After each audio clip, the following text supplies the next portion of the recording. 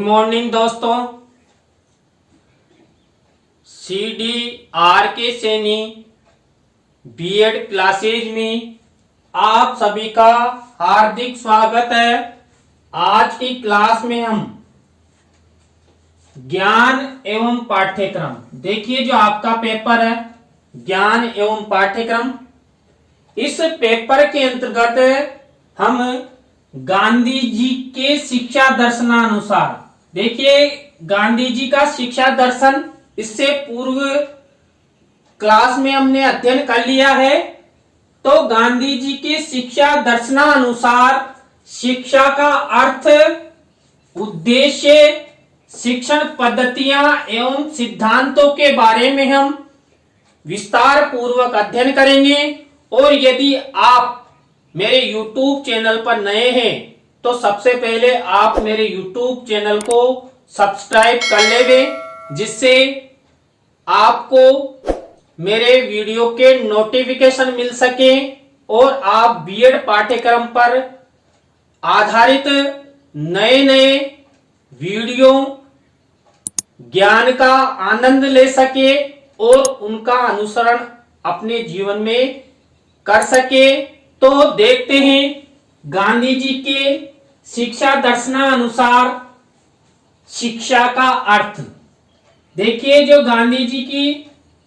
गांधी जी का शिक्षा दर्शन है उसके अनुसार शिक्षा का क्या अर्थ है, गांधी जी ने शिक्षा का क्या अर्थ बताया है।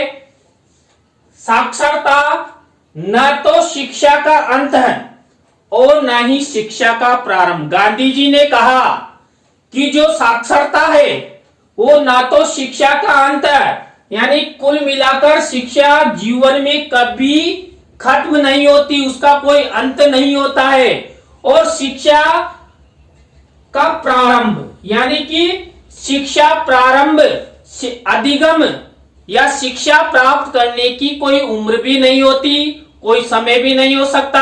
हम अपने जीवन में शिक्षा प्राप्त करना हम चाहें, हम प्रारंभिक बाल्यावस्था से लेकर मृत्यु पर्यंत तक हम शिक्षा ग्रहण कर सकते हैं। यह एक साधन है, देखिए यह एक साधन है, यानी कि शिक्षा प्राप्ति का एक साधन है जिसके द्वारा पुरुष और स्त्री को शिक्षित किया जाता है। किसके माध्यम से? शिक्षा के माध्यम से पुरुष और स्त्री को शिक्षित किया जाता है, जागरूक किया जाता है, अपने जीवन के लक्ष्यों के प्रति अभिप्रेरणात्मक प्रेरणाएं प्रदान की जाती है। महात्मा गांधी जी ने क्या कहा है?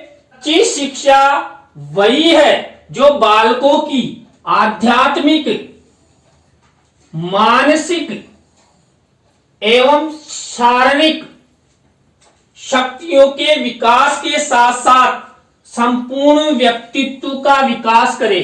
यानी कि गांधी जी की शिक्षा दर्शनानुसार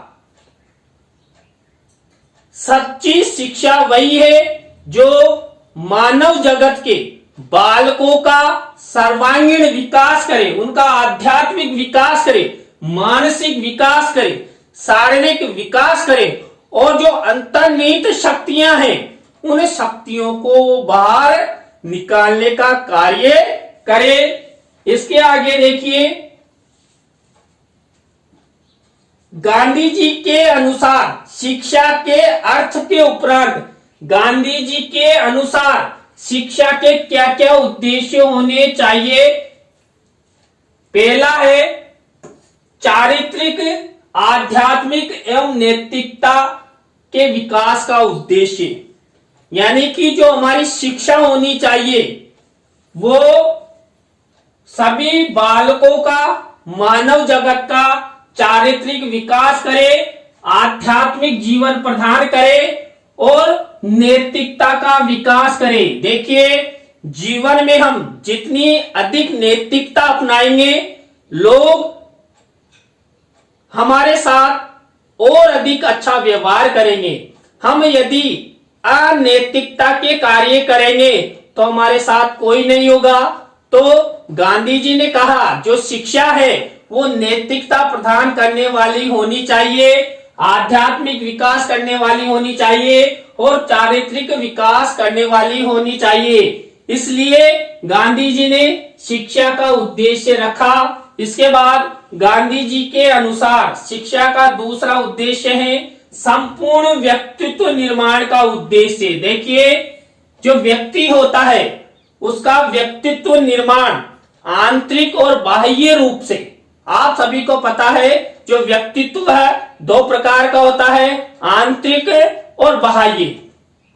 यानी कि शिक्षा के माध्यम से वो जो बाहरी व्यक्तित्व है वो भी व्यक्ति का अच्छा बने और जो आंतरिक व्यक्तित्व है वो भी अच्छा बने, जिससे समाज में वो अपना अच्छा जीवन यापन करे, लोगों के साथ सौहार्दपूर्ण भावना के साथ वो जीवन यापित करे।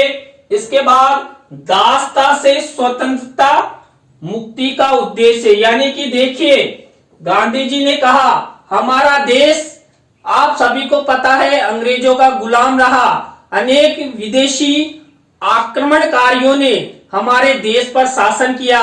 तो गांधी जी के अनुसार शिक्षा के उद्देश्यों के अंतर्गत गांधी जी ने दासता से स्वतंत्रता मुक्ति का उद्देश्य रखा कि जो शिक्षा है, लोग जितने अधिक शिक्षित होंगे, लोग किसी पर आश्रित नहीं रहेंगे, स्वतंत्र रहेंगे, मुक्त रहेंगे, समझेंगे और शिक्षित होने से जो हमारे राष्ट्र है उसका विकास होगा। लोग किसी की गुलामी नहीं करेंगे, खुद का रोजगार उत्पन्न करेंगे। इसके बाद सांस्कृतिक विकास का उद्देश्य, देखिए हमारी सभ्यता और संस्कृति का विकास भी जरूरी है और आप सभी को पता है कि जो हमारी सभ्यता है और संस्कृति है उसकी नींव शिक्षा है। शिक्षा के माध्यम से ही जो सभ्यता और संस्कृति होती है वो आगे बढ़ती है।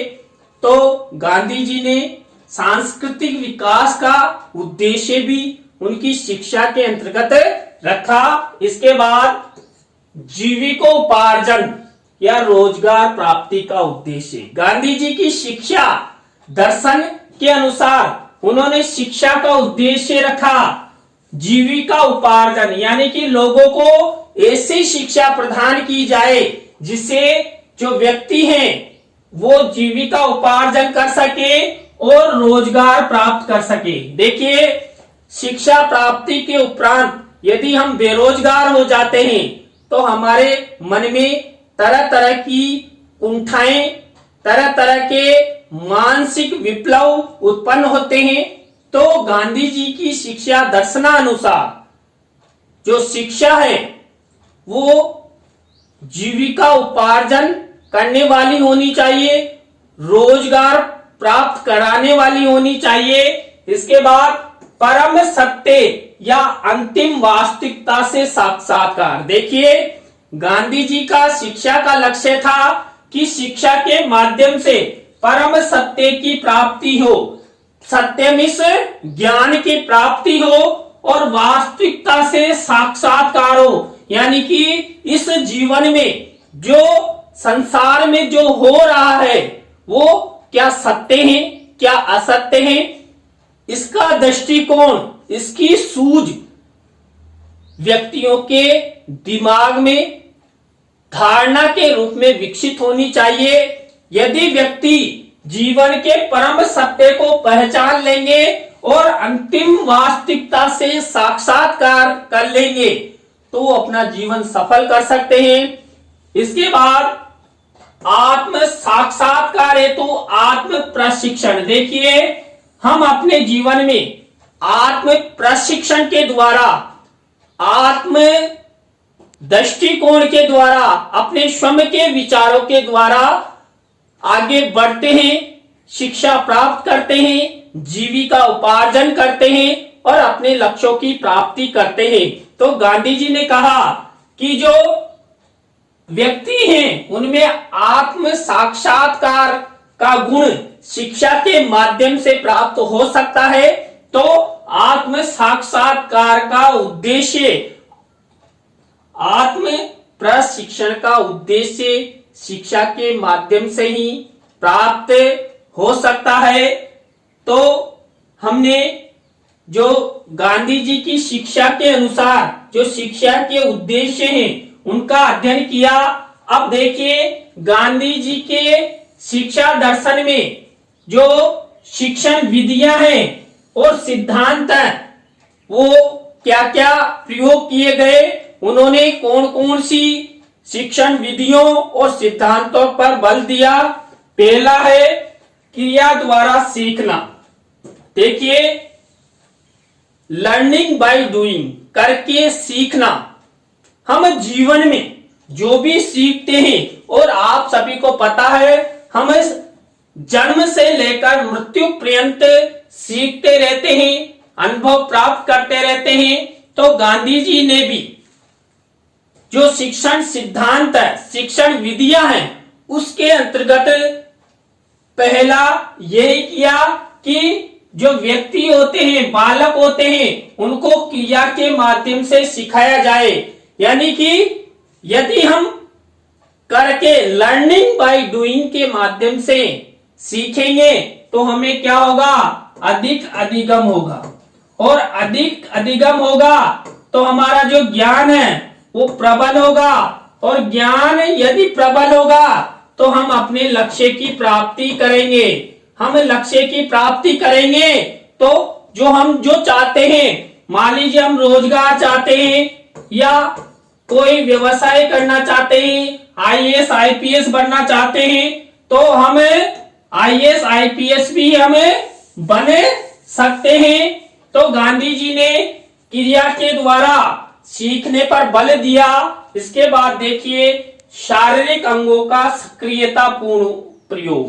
देखिए यहां पर तो हमने बात की क्रिया द्वारा सीखना, लेकिन हम क्रिया द्वारा कब सीख सकते हैं, जब हमारे जो शारीरिक अंग हैं उनको हम सक्रियता पूर्वक, हम आलस्य को त्याग कर सक्रिय रहकर शिक्षा ग्रहण करें।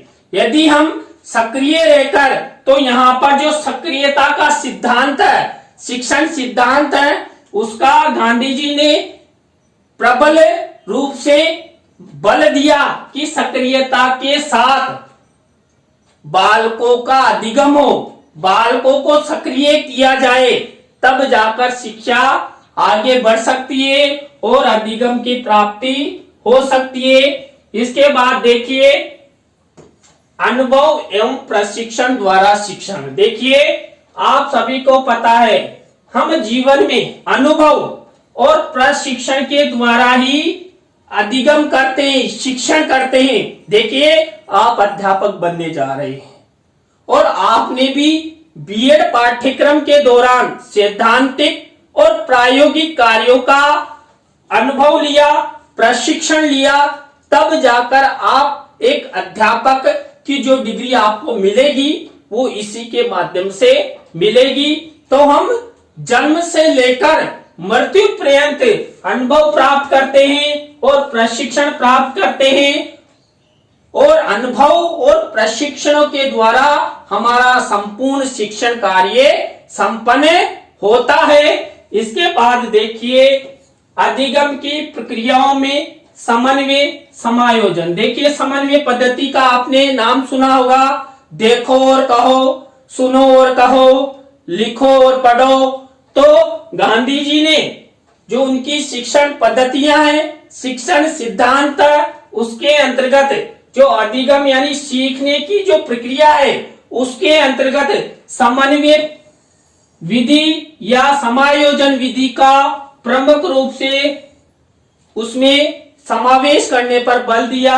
क्योंकि देखिए हम जीवन में यदि अच्छा समायोजन करेंगे, कक्षा कक्ष में अच्छा समायोजन करेंगे, परिवार में अच्छा समायोजन करेंगे, और यानी कुल मिलाकर समन्वय रूप प्रदान करेंगे, तो हम अच्छा अधिगम कर सकते हैं और अधिक ज्ञान की प्राप्ति कर सकते हैं। इसके बाद मन, वचन एवं कर्म से समन्वय समायोजन कर अधिगम। देखिए यहां पर तो हमने समन्वय समायोजन की बात की, लेकिन हमें समन्वय और समायोजन कब कर सकते हैं? हम मन से, वचन से एवं कर्म से समन्वय एवं समायोजन करें, यानी कि हम पूर्णतः तत्पर होकर हमारे मन से, हमारे कर्म से, हमारे वचनों से हम शिक्षा प्राप्त करें, तब जाकर अपना जीवन सफल हो सकता है,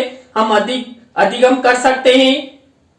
इसके बाद देखिए मातृभाषा शिक्षण द्वारा शिक्षण। देखिए गांधी जी के अनुसार जो शिक्षा दर्शन है उसके अंतर्गत मातृभाषा को विशेष महत्व प्रदान किया गया। जो बालक होते हैं प्रारंभिक जीवन में माता पिता के साथ रहते हैं, अपनी माता के साथ रहते हैं, तो यदि माता की भाषा के माध्यम से उनका प्रारंभिक शिक्षण करवाया जाएगा, मातृभाषा में उनका प्रारंभिक शिक्षण करवाया जाएगा, तो क्या होगा? जो माता द्वारा जो भाषा बालक को सिखाई गई उसके माध्यम से बालक शीघ्र अधिगम करेगा, शीघ्र समझेगा और शीघ्र ज्ञान प्राप्त करेगा।